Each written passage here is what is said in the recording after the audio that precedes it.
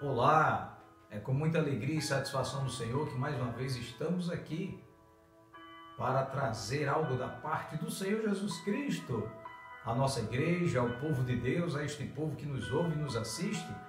Eu sou o presbítero Robson Guimarães e venho aqui vos saudar com a doce e gloriosa paz do Senhor. Estamos na direção da igreja Monte das Oliveiras, aqui no campo de Extremóis, Igreja Assembleia de Deus, aqui no estado do Rio Grande do Norte, e é a DEX, dirigida e presidida pelo nosso pastor-presidente Edson de Oliveira. E estamos aqui, meus amados irmãos e irmãs, trazendo uma temática bastante plausível para os dias atuais em que estamos vivendo, meio a uma pandemia. A comunicação no lar tem muitas vezes ficado de fora do nosso convívio familiar. E hoje nós trazemos a temática, os cônjuges e o poder da oração. E a nossa leitura bíblica vai estar inserida em dois textos da Palavra do Senhor, no Salmo 19, versículo 1 ao 6, e na Epístola Universal de Tiago, capítulo 1, versículo 19 a 22. Que o Senhor Jesus Cristo e o Espírito Santo de Deus possa falar grandemente aos vossos corações e a vossa casa seja cheia da presença gloriosa do nosso Deus. Que Deus os abençoe e nos acompanhe em nome de Jesus Cristo. Temos desta feita a nossa leitura bíblica que está inserida no livro de Salmo, de número 19, versículo do 1 ao 6, e na Epístola Universal de Tiago, capítulo 1, versículo 19 a 22, vai ficar posta na filmagem para que a gente possa ganhar mais tempo e os irmãos possam acompanhar também com suas Bíblias a esta palavra de Deus, a qual Ele tem nos trazido no dia de hoje. Já trazendo de antemão o texto do versículo 19 do capítulo 1 da Epístola de Tiago. Portanto, amados irmãos, todo homem seja pronto para ouvir, tardio para falar, tardio para se irar. Devemos entender a importância da comunicação no que se refere ao relacionamento humano, saber que muitos problemas são sanados por meio da comunicação, conhecer os elementos da comunicação visando potencializar esse recurso no nosso relacionamento, que seja familiar, que seja social, que seja dentro do lar cristão, a nossa igreja. Nós temos uma palavra introdutória, a qual nós vemos aqui que antes da criação da mulher, Adão se sentia-se sozinho, pois não havia com quem pudesse conversar. Então, com o objetivo de dar uma solução para isso, Deus fez a mulher com enorme capacidade comunicativa. Ou seja, quando Deus resolve, Ele resolve mesmo. Não é, meus irmãos? A gente sabe que a mulher tem uma capacidade comunicativa fora de série. A gente pensa para falar e a mulher fala para pensar. E a gente sabe que a mulher tem um ganho de linguística bem maior do que o homem. Ela se comunica muito mais do que o homem. Isso é natural da mulher. Mas, quando o casal negligencia o poder que há no diálogo, aquilo que seria fácil de recuperar se transforma em um obstáculo gigantesco. Muitos problemas que ocorrem no relacionamento conjugal são provenientes da falta de uso inadequado da comunicação. E nos dias de hoje nós vemos que a falta de comunicação entre os casais está cada dia mais reiterada de argumentos por ataques de um para com o outro, e sempre a culpa, sempre o desprezo, sempre a falta de diálogo. Um sempre quer jogar para o outro, sempre se isentar, né? Quando a gente tem que se colocar num consenso e saber de onde que pondera-se as diferenças, de onde que se acusam-se, né? Muitas vezes sem acusações, são só pretextos para ficarem distantes, ficarem sem se comunicar, sem o diálogo entre os cônjuges, entre esposo e esposa, e até mesmo com os filhos, que nós vamos ver também nesta parte, né? Mas nós vemos que desde a criação, Deus se comunicava com a sua criação, com a sua criatura, né? E a gente vê que Deus subsiste desde a eternidade, em três pessoas distintas, Pai, Filho e Espírito Santo, que tem a mesma essência, os três, né? Que chamamos a Trindade.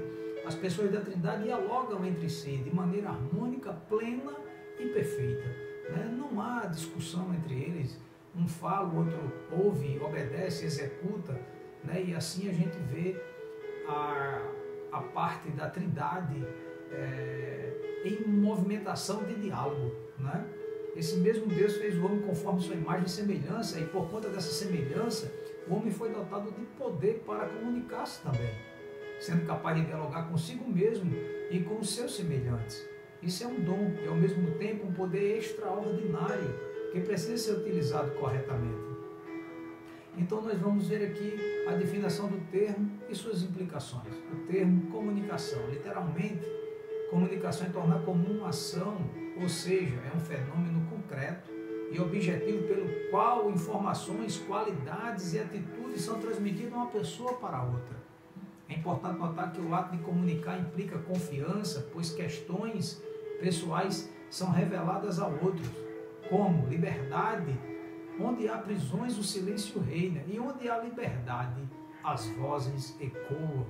Então, quando a gente começa a pensar que damos liberdade para que alguém venha se comunicar, alguém venha falar conosco, né? As vozes ecoam, há muitos que estavam calados, começam a falar, começam a exercitar o diálogo, né?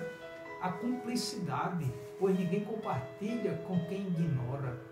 Se eu sou cúmplice da minha esposa, ela compartilha comigo as coisas que ela sente, que ela gosta, que ela deseja, que ela almeja, né? Então há uma cumplicidade.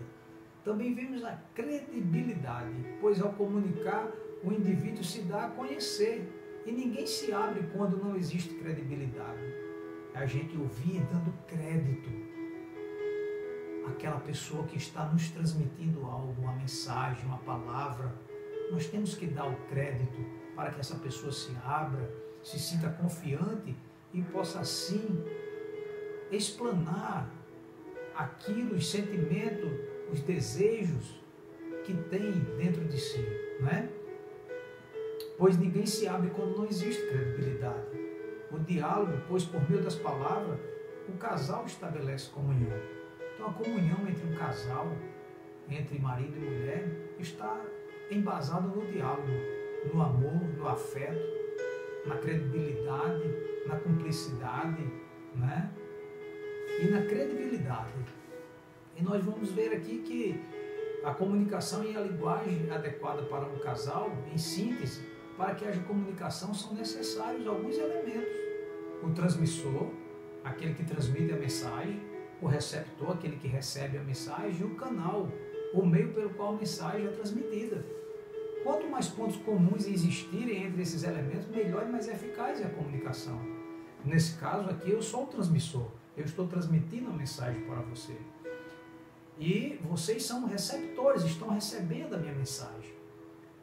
O vídeo, a câmera que foi filmada, o áudio que está saindo, é o meio pela qual a mensagem é transmitida. Isso fica mais fácil da gente se entender, porque tem o transmissor, o receptor e o meio, o canal a qual está sendo transmitido. E no relacionamento, muitas vezes ocorrem ruídos de fora, comentários de fora, que interferem nessa boa comunicação.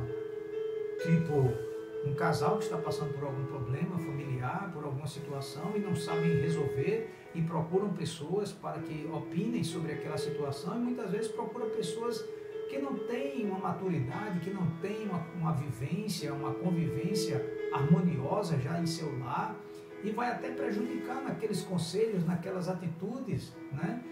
Isso interfere na comunicação e são ruídos externos que não é bom para o relacionamento. E aqui a gente vai estar se debruçando mais um pouco sobre esta comunicação, o diálogo entre esposo e esposa e filhos também, né? Mas dentro dessa perspectiva, a comunicação é o produto da razão, da capacidade de pensar, de planejar e de agir. Ela não é fruto do acaso ou um ato imprevisto. Se os cônjuges não estabelecem comunicação e vivem dentro de casa como se fossem ilhas, cada um no seu mundinho isolado, né? Cada um fazendo o que bem entende, se comportando da maneira que não é adequada, né?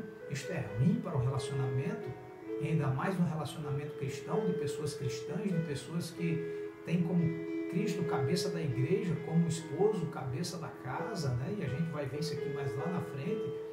Então a gente tem que ter esse consenso, né? Que precisam decidir mudar de comportamento e começar a buscar ponte, elos para romper esse isolamento. Não é? O que está acontecendo de errado? O que precisa melhorar? O que preciso fazer? Nada além de um bom diálogo, de uma boa conversa. Sentar à mesa, sentar no sofá, sentar na cama, conversar, saber o que está se passando, quais são as coisas, as dificuldades, as decepções, e chegar num consenso para que o relacionamento não venha se esfriar. Muitos estão usando esse termo, esfriou, já não tem o mesmo amor, já não sinto a mesma coisa que sentia. Nós somos cristãos, temos como base no nosso relacionamento Cristo. Ele é a pedra de esquina, o alicerce a qual firmamos a nossa fé, a nossa casa, a nossa família. Há muitos motivos para que nós possamos conversar entre esposo e esposa e com filhos a respeito do que Deus tem feito por nós, né? Então vamos continuar. A comunicação a serviço de Deus. Deus é eterno. Tudo que existe, seja no mundo espiritual ou no mundo material, é fruto do ato comunicativo de Deus. A nossa leitura no Salmo 19, nós vemos isso.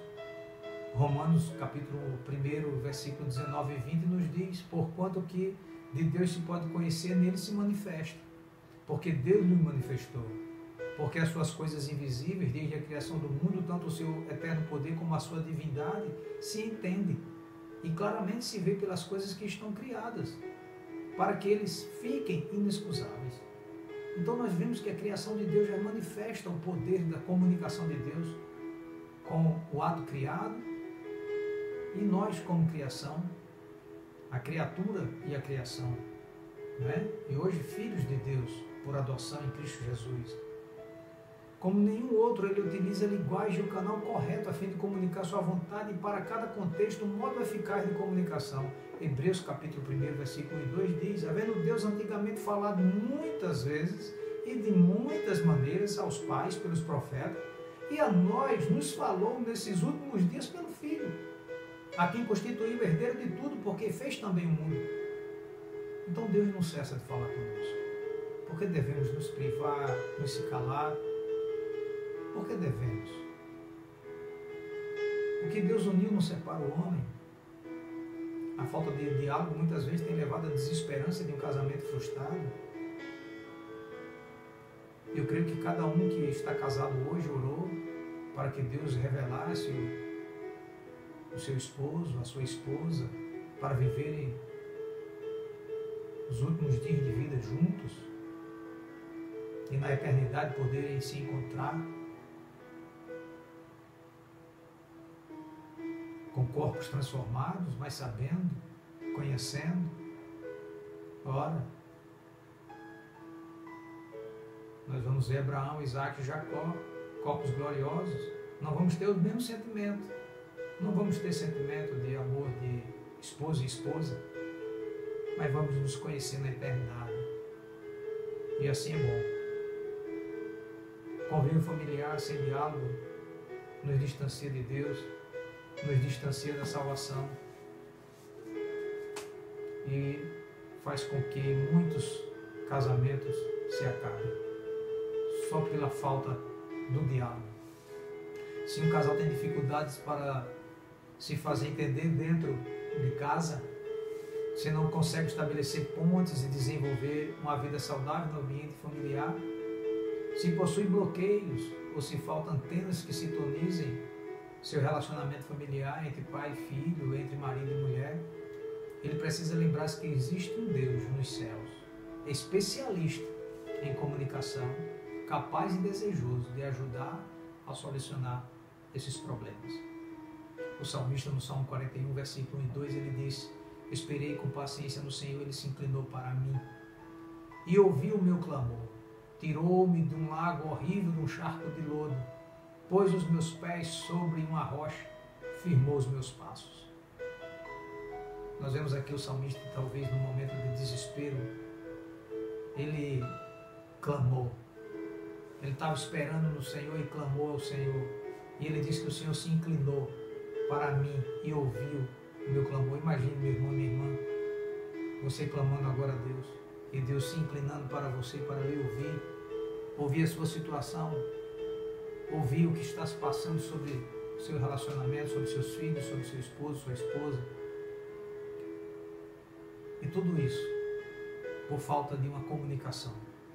Por falta de sentar, olhar nos olhos e se abrir um para com o outro.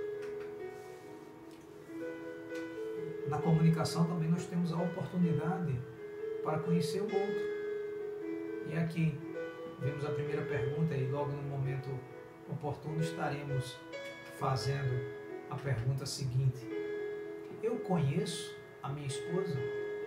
Meu amado, você pode ter se perguntado muito já. Eu conheço minha esposa mesmo? A quem estou casado há tanto tempo. Será que eu conheço ela mesmo? Será que o tempo que nós temos já deu para me conhecer? Grande parte do sucesso do casal repousa sobre os ombros do marido. Como líder do lar, ele tem a obrigação de alimentar sua esposa e seus filhos com amor, fé, cuidados da vida com Deus. Como sacerdote da casa, ele também deve conduzir e orientar os relacionamentos no ambiente familiar. Jó passou por uma experiência desse tipo. No entanto, para que esses papéis se cumpram, ele precisa conhecer bem sua esposa e seus filhos, saber suas preferências, seus gostos e entender suas limitações e virtudes. Para conhecer um ao outro, é preciso observar o comportamento, valorizar o que o cônjuge tem a dizer e perguntar ao outro como que foi o seu dia. E aí a gente chega numa comunicação perfeita que pode solucionar muitos e muitos problemas, muitos e muitos atritos, muitas e muitas discórdias. A palavra do Senhor em Efésios capítulo 5, versículo 25 a 29 nos diz: vós marido, amai vossas mulheres como também Cristo amou a igreja e assim mesmo se entregou por ela para a santificar, purificando com toda a lavagem da água pela palavra, para apresentar a si mesmo igreja gloriosa, sem mácula, nem ruga, nem coisa semelhante, mas santa e irrepreensível. Assim deve os maridos amar suas próprias mulheres como seu próprio corpo. Quem ama sua mulher ama a si mesmo, porque nunca ninguém odiou a sua própria carne, antes a alimenta e sustenta, como também o Senhor a igreja. Nós sabemos que nos dias de hoje, o que estamos vivendo é muito difícil. Nós estarmos sendo provedor de casa, muitos hoje estão desempregados por este momento que estamos passando no nosso país e no mundo. Alguns enfermos, afastados dos seus trabalhos. Mas temos a missão de ser o provedor, o cuidador, aquele que protege, o que educa, o que aconselha, o que mantém a casa. Mas mesmo que passamos momentos difíceis, sabemos que temos um Deus que cuida de nós. E quando as nossas forças daqui se extinguem, clamamos a Ele e Ele chega com socorro, bem presente no tempo da angústia. Nós sabemos disto. E temos que se socorrer nos braços do Pai. Tratando de Jó, quando nós citamos Jó 1,5, Jó temia que seus filhos tivessem pecado. Pais que não oram por seus filhos e não sabem o que fazem, o que seus filhos fazem. Quantos pais cristãos hoje têm que não sabem que o seu filho que está na mocidade, que está nas crianças, os palavrões que chama, os filmes que assiste, as músicas que compartilha, as fotos, as imagens, a forma de falar mudou do jovem cristão da nossa época. Quantos pais não estão cuidando dos seus filhos, estão terceirizando isso para outros fazerem? E aqui e acolá são surpreendidos. Que exemplos vão ter seus filhos na hora de escolher a sua esposa, ou a sua filha de escolher o esposo que ela vai viver o resto da sua vida? Como estamos ensinando nossos filhos? Sucedia, pois, que decorrido o turno de dias de seus banquetes, enviava a Jó e os santificava. E se levantava de madrugada e oferecia holocausto segundo o número de todos eles, porque dizia Jó: porventura pecaram meus filhos e amaldiçoaram a Deus no seu coração? Assim fazia Jó continuamente. Ele orava e sacrificava a Deus pelos seus filhos, temendo que seus filhos tinham pecado. Quantos de nós temos orado pelos nossos filhos, pelo que nossos filhos têm feito, mas por negligência nossa, da falta de comunicação, de não orientar, de não instruir desde pequeno o caminho que ele deve andar para que quando crescermos se desviar, e agora que já estão grandes nós não ensinamos? Como estão nossos filhos? Deus tem nos dado tempo, e esse tempo que já está quase 4 meses desta pandemia, Deus tem nos dado a oportunidade de nós falarmos e conversarmos com nossos filhos, com nossa esposa, com nossos esposos. E o que estamos fazendo? Culto doméstico, uma boa oportunidade de se reunir em volta à mesa, louvar ao Senhor, salmodiar ao Senhor, glorificar ao Senhor, receber uma porção da palavra de Deus, meditar na palavra de Deus, cada um tem uma oportunidade. E estamos recusando o tempo de Deus nas nossas vidas, mas estamos se trancando nos quartos, cada um no seu aposento com o celular na mão, rede social o dia todo, poucos se comunicam. Aí depois vem a surpresa, o amor esfriou, não sinto mais o mesmo amor que sentia por você como antes. A falta de diálogo, de sentar, de conversar, de saber quando Deus deu a capacidade de vocês casarem, de vocês comprar a primeira cama, o primeiro sofá, o primeiro fogão, a televisão, o quarto de vocês. E quando não acontece, diante dessas todas essas coisas, vem o filho.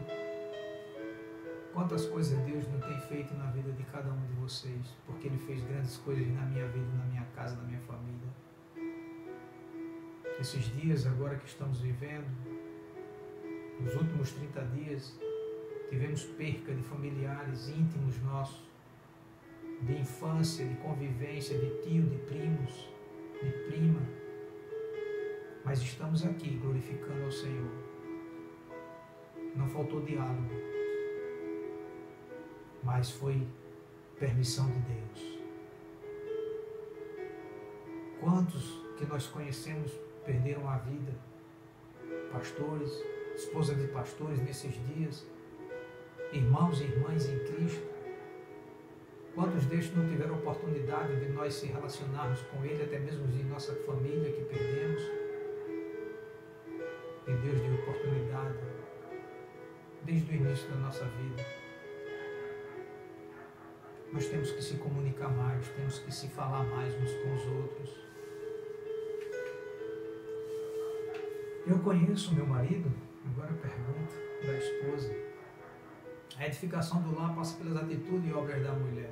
Provérbios 14:1 diz que toda mulher sábia edifica a sua casa, mas a tola derruba com as suas próprias mãos. Ela é dotada de percepção aguçada e consegue quando deseja notar detalhes que os homens não percebem. Ela sabe agir de modo que agrada ao marido e consegue obter sabiamente aquilo que deseja. Lembra da máquina de lavar? Às vezes você vai até querer dar um tanquinho, mas com o jeitinho que ela tem ali de falar, ela lhe convence.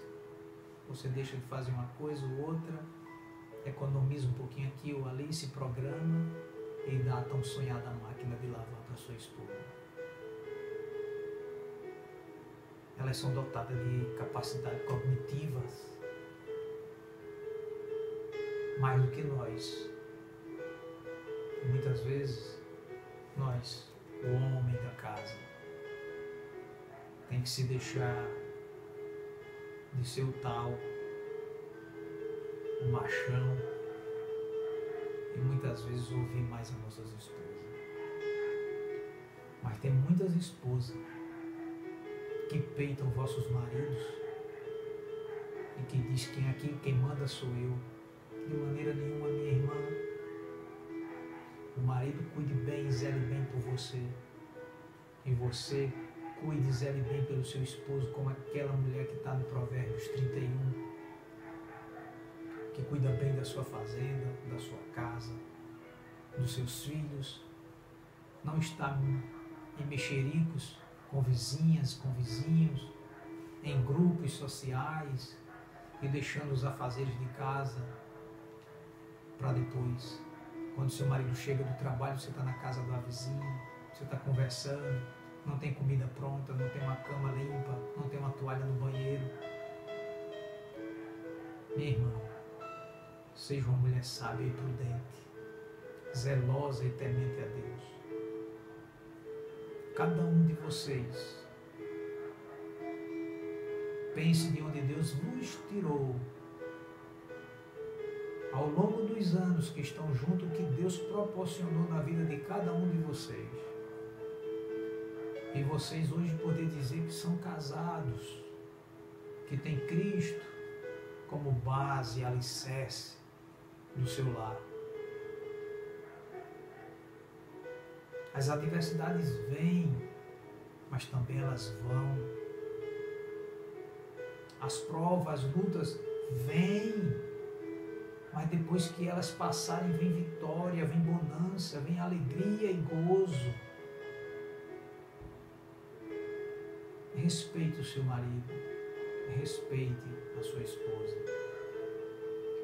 Todavia, quando a sabedoria é ignorada e a mulher de maneira tola fica medindo forças com o seu marido, os problemas se avolumam em casa e o insucesso bate à porta da família.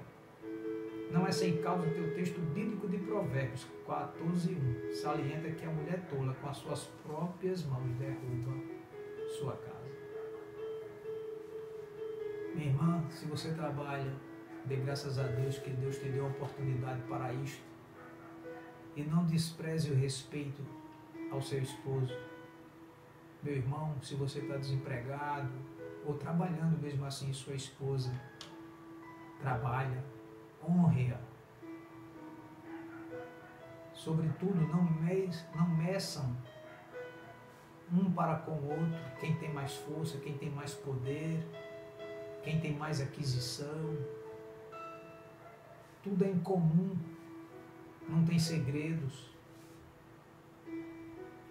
não tem senha privada de um, conta privada de outro.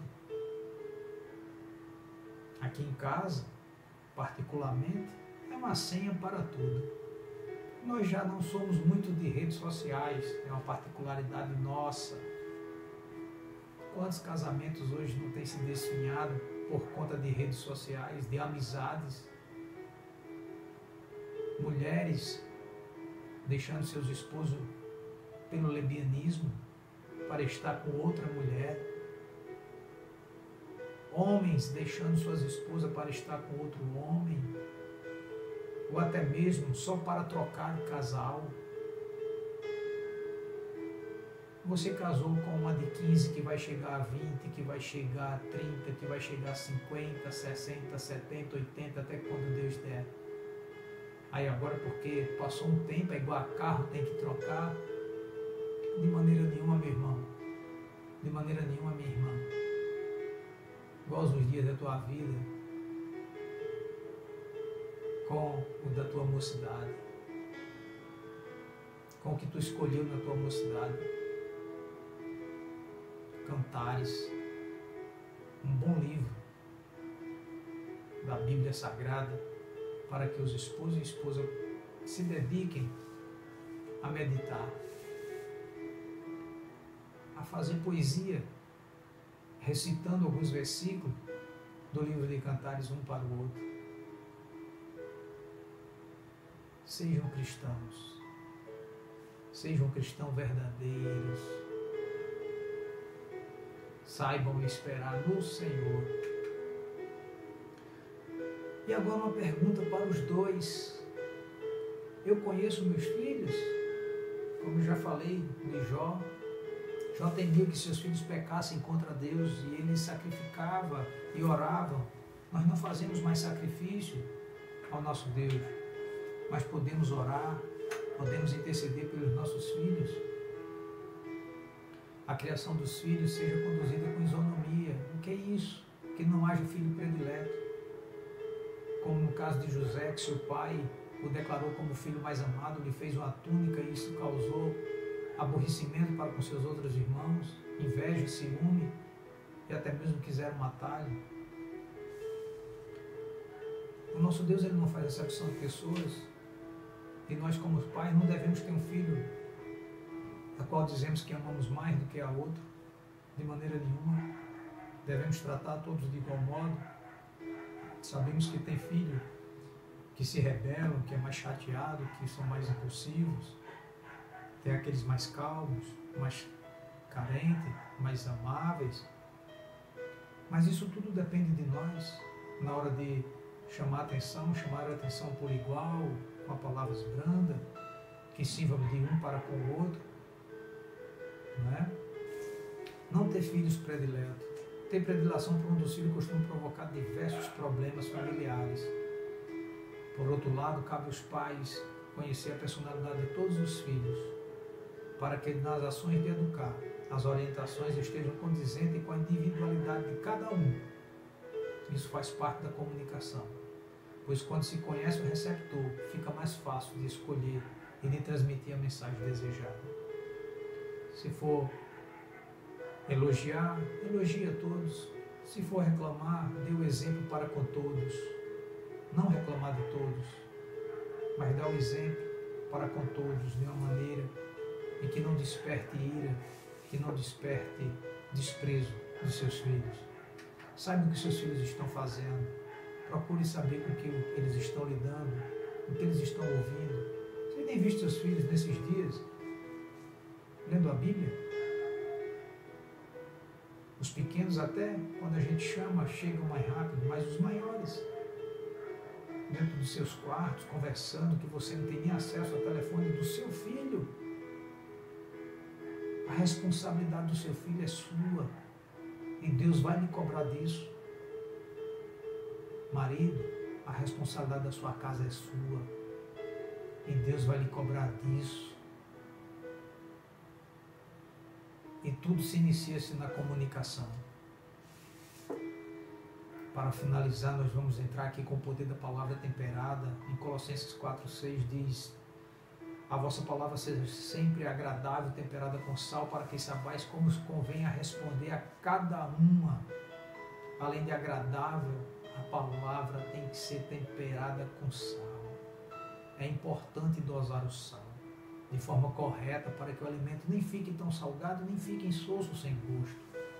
Assim é a conversa, temperada, com equilíbrio,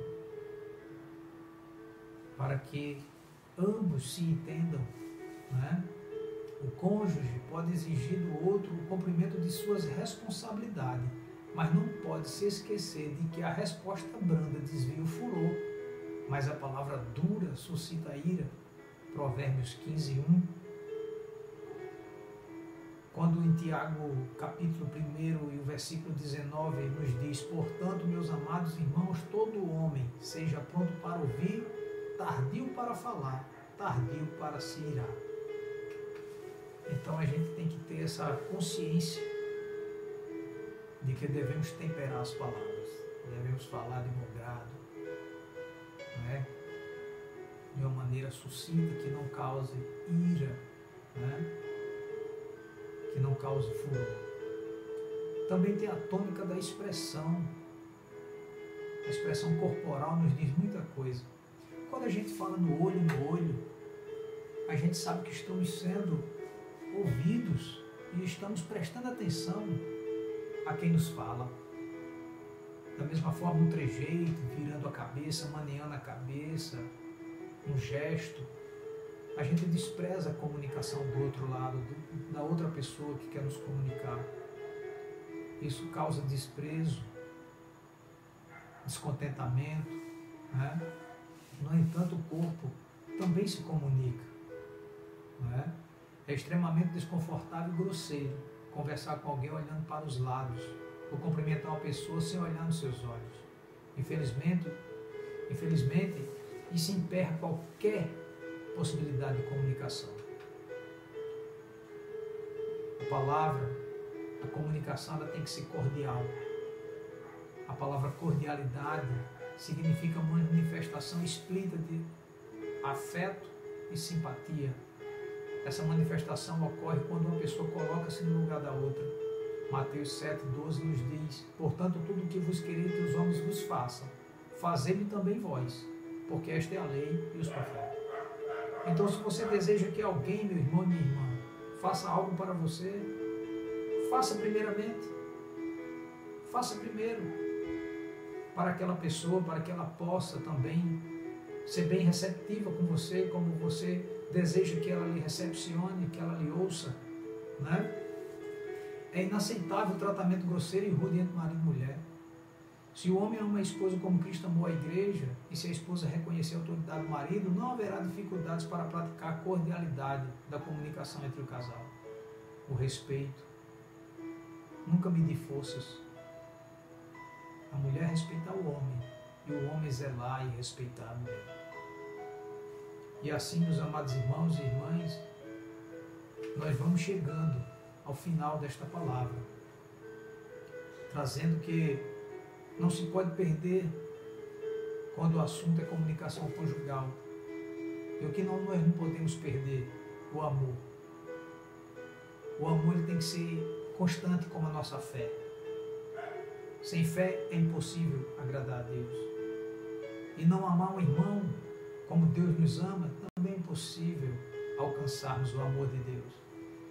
Nada subsiste na vida. A dois, nada. Sem amor, nada subsiste. Quando forem chamar a atenção do outro, marido e esposa, deve permitir que o Espírito Santo traga à memória deles o texto de Provérbios 10:11. A boca do justo é manancial de vida, mas a violência cobre a boca dos ímpios. Então, meus irmãos, que Deus nos abençoe, que Deus abençoe as famílias e dê a elas o poder para se comunicar com graça e amor. Que o nosso Deus esteja no vínculo do amor, que esteja no meio da família, que Cristo seja a base, a coluna, o alicerce de firmeza, que vocês possam se conhecer mais, se amarem mais, conversarem mais, se abraçarem mais nesses tempos tão difíceis. Deus tem dado oportunidade para todas essas coisas.